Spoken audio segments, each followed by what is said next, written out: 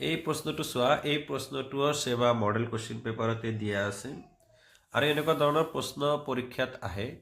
প্ৰশ্নটো একবাৰ চাই লোৱা আৰু কনচেপ্টটো ধুনীয়াকৈ বুজি লোৱা, একেবাৰে সহজতে উইদিন 30 ছেকেণ্ডতে এনচাৰখিনি কৰিব পাৰিবা যদি ভালকৈ বুজি লোৱা।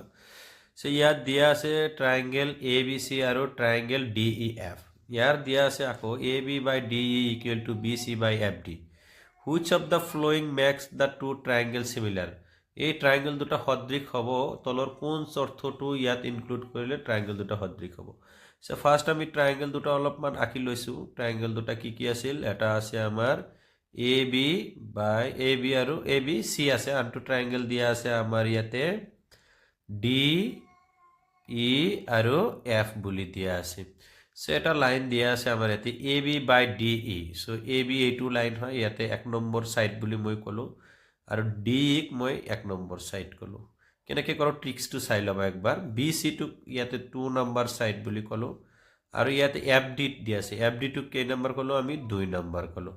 তেনেহ'লে আমাক অৰ্থ দিয়া আছে আন কি অৰ্থ, মানে দুটা বাহু দিয়া আছে আৰু এটা কোণ, এই 4টা অপশ্যনতে কোণ দিয়া আছে। তেনেহ'লে এনেকুৱা হ'ব পাৰে যে এংগেল বি ইকুৱেল টু এই যে 1 আৰু 2, তেনেহ'লে এই বাহুটো এ চি বাহুটো কিমান হ'ব 3 নম্বৰ ছাইড হ'ব আৰু ই আপটো কি হ'ব 3 নম্বৰ। 1 আৰু 2 নম্বৰ বাহুৰ ভিতৰত কোন আছে বি কোণ, 1 আৰু 2ৰ ভিতৰত কোন আছে ডি কোণ। That means B equal to D হ'ব পাৰে এটা। আৰু এটা চাই লোৱা 2 আৰু 3ৰ ভিতৰত কোন আছে C, angle C equal to এইফালে চাম আমি 2 আৰু 3ৰ ভিতৰত কোন আছে এংগেল এফ আছে।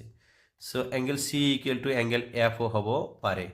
আৰু এটা চাই লওঁ আমি 1 আৰু 3ৰ ভিতৰত কোন আছে এংগেল এ আছে, এংগেল এ ইকুৱেল টু কি হ'ব পাৰে, এইফালে 1 আৰু 3ৰ ভিতৰত কি আছে এংগেল ই আছে, এংগেল ই।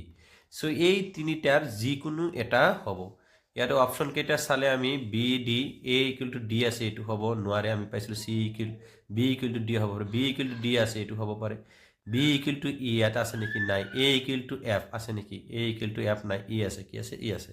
গতিকে শুদ্ধ উত্তৰটো কোনটো হ'ব, অপশ্যন নম্বৰ বি হ'ব। এনেকুৱা ট্ৰিক্স লগাই আমি সদৃশতাৰ যিবিলাক আছে সেইবিলাক আমি সলভ কৰিব পাৰোঁ, প্ৰশ্নবিলাক সলভ কৰিব পাৰোঁ। এনেকুৱা ধৰণৰ ট্ৰিক্স পাবলৈ হ'লে আমাৰ চেনেলটো ছাবস্ক্ৰাইব কৰি ৰাখিবা।